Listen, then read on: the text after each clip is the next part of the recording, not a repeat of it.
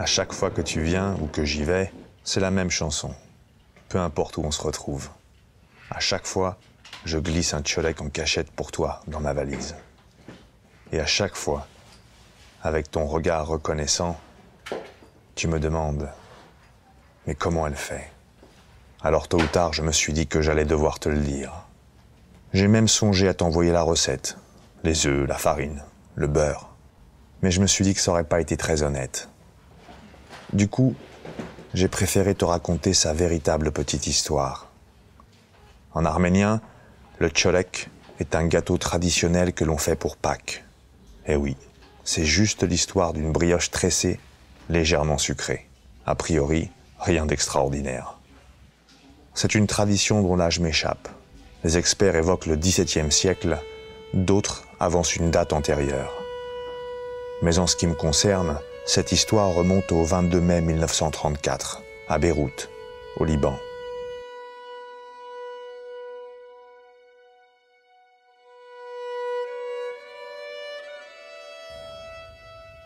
C'est l'histoire d'une petite fille nommée Vartouche.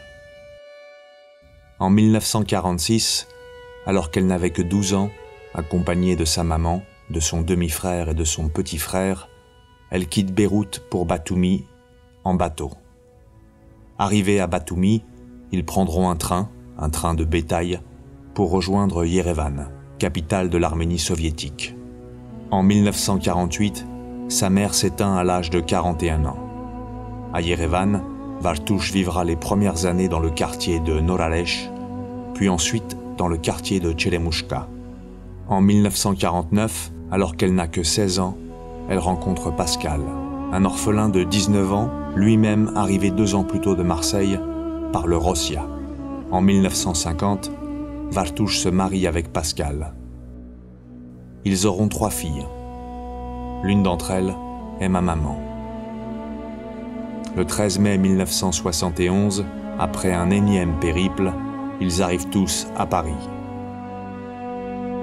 Pascal aura mis 24 ans pour retrouver la France. Vartouche laisse son petit frère derrière elle. À son arrivée en France, elle travaillera sans relâche dans la confection. Machine à coudre, repassage à domicile devient son quotidien, comme beaucoup d'Arméniens. En 1977, à 43 ans, elle devient grand-mère pour la première fois.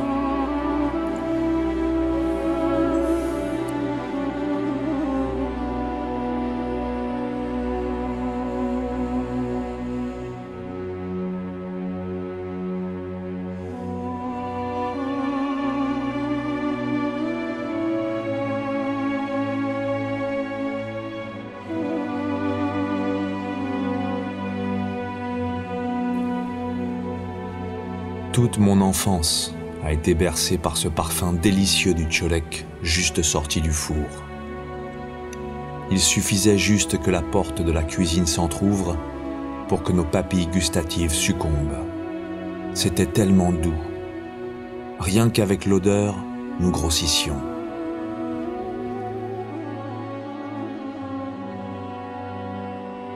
Ce que je ne comprenais pas encore à l'époque, c'est à quel point cette modeste brioche deviendrait le socle qui allait construire nos plus beaux souvenirs d'enfants. Il a accompagné nos premiers 4 heures à l'école, nos pique-niques les plus ensoleillés, nos repas du dimanche inoubliables.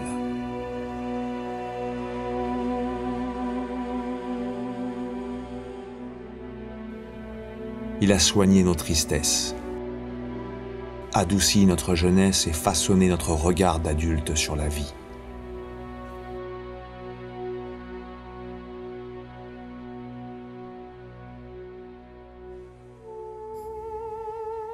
Et cette interrogation qui, tel un coup de tonnerre, perfore ma mémoire. Combien de nuits de labeur il lui aura fallu pour nous offrir toutes ces journées de bonheur?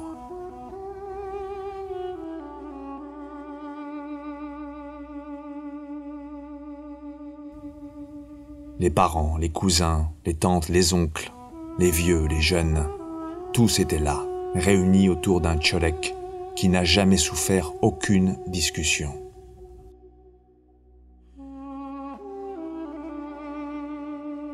Avec les années, j'ai même réalisé que les différentes générations trouvaient toujours un prétexte farfelu, une fausse raison de converger, dès lors que Vartush dressait son irrésistible tcholek au milieu de la table.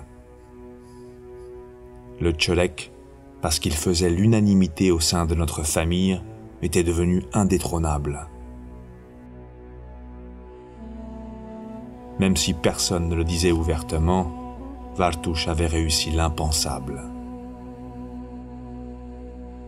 Préserver une tradition ancestrale tout en nous ouvrant un horizon merveilleux.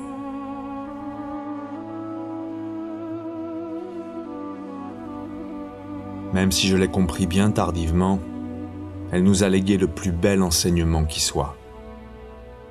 Vartush nous a démontré qu'on peut formuler son souhait le plus intime dans le plus doux des silences, caché dans la plus douce des brioches.